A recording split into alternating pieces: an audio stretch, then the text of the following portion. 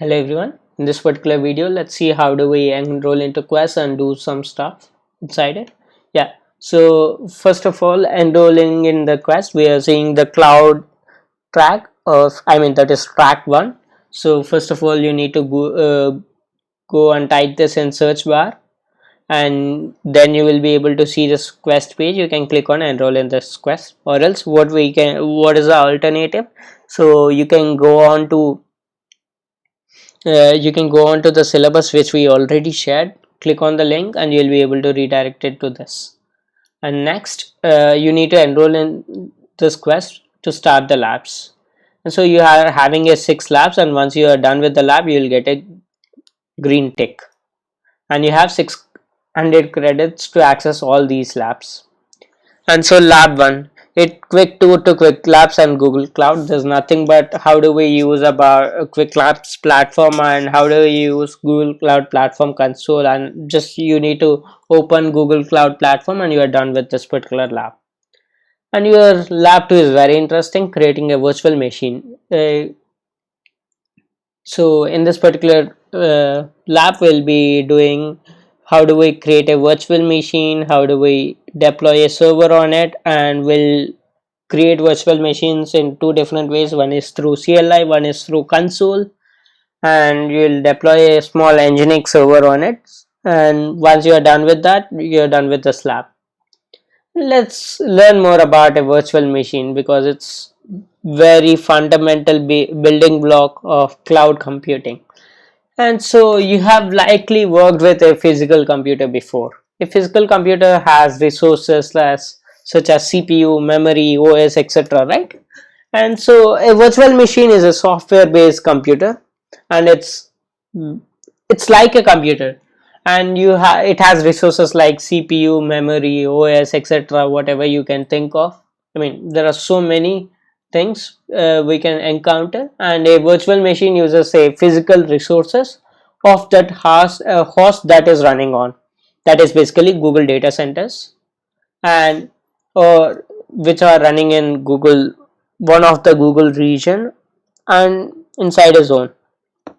Yeah, I should have put it in one of the Google data center zone inside a region. This makes more sense. Every virtual machine has a virtual devices that provide some functionality as a physical hardware, and they also have additional benefits related to profitability, management, and security. And there's the main advantage of this is, so you can launch a virtual machine and run applications on that, and whenever you don't need it anymore, you can just delete it, and that's it. That's how cool it is. And whenever you don't want to use it, you can just put it down, and then whenever you need it, you put it on. That's it.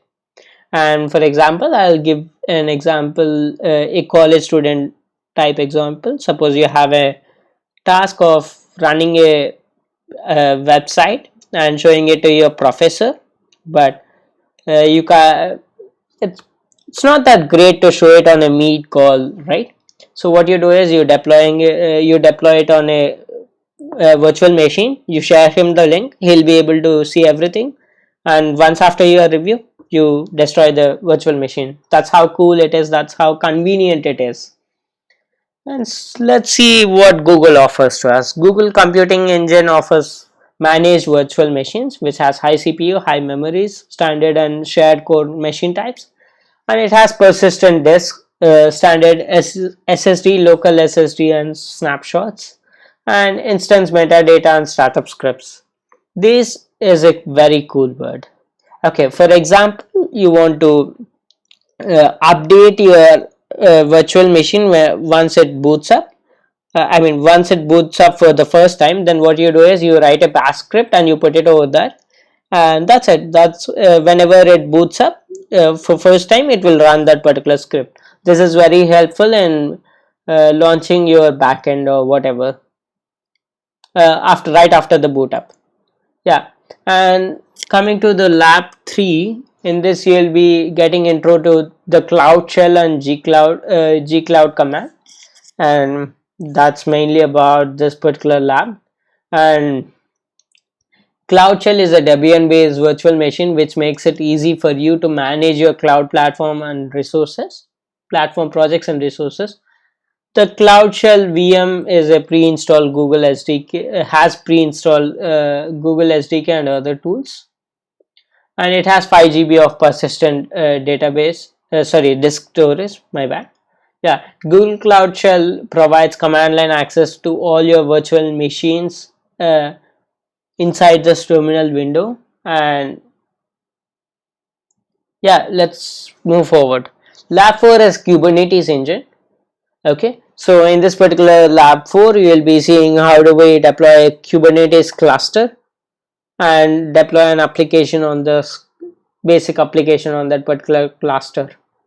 And okay, then let's get let's get to the point. What is Kubernetes? So for example, my app works on my development machine but breaks in production. And there's other example of this. My app works on my phone but not other phone. Let's not put it as app. My backend server works on my machine, but it doesn't work on any other machine. Is this good? So we need something which works on any PC, right? For example, if I say you write a code and it works on every PC, even though there are anything like, I mean, it's not OS specific, it's not anything. I mean, you can run it on any OS, any machine available, and that's just a definition of Docker and Kubernetes, right? And so let's get on to the official the proper definition. Inconsistencies in development and production environments can result in application working well in development environment but failing it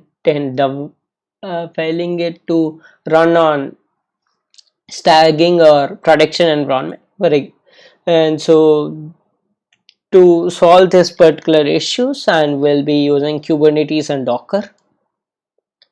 And yeah, so how does it work? So there will be a you need to build a container image, and Docker container image, it's an application binary and it has a operating systems, and you put it into Google Container Registry. It's a private Docker repository for holding Docker container images, and then afterwards you deploy all this particular into nodes, which on the whole you call it as a cluster, and this using Google Kubernetes engine. Kubernetes engine is a managed service for Kubernetes. It enables rapid application development, and that's exactly what Kubernetes engine is. And there are so many high level startups and so many softwares using apps and softwares are using Kubernetes to deploy their whole application code. And lab 5 intro, set up network and HTTP load balancers. Okay, let me explain you what is a load balancer. Do I have? Yeah. So for example, you have users coming onto your application, and let's suppose you have two users, and your application can handle 2 users perfectly. And then afterwards, at one particular peak time, you're getting 100 users, and your application maybe, I mean, your website loads a bit slow, right? So how do we handle this? So there comes the concept of load balancing. So what happens is, this particular 4 customers or 2 users will be handled by first VM, and then the load, it will automatically fire multiple VMs to take up the load. For example, you have 100 users, and this will be handling some 30 users, and you have one more which will be handling 10 or something like that.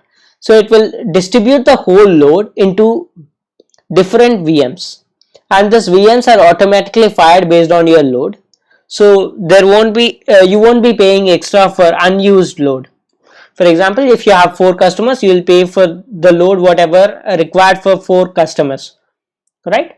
And so you can configure everything peacefully, and that's exactly what is meant by load balancing. I hope I solved, I mean, I explained it Well, I mean, I hope you got it. Sorry, my bad. Yeah. Finally, there is a challenge lab. You need to create an instance that is from lab 2, and you need to create a 3 node Kubernetes cluster that is from lab 4, and this is from lab 5. And I'm not supposed to speak more about just lab 6. And once you're done, you'll get a quest. You are done with the quest, and you'll get a skill badge. And you can share this.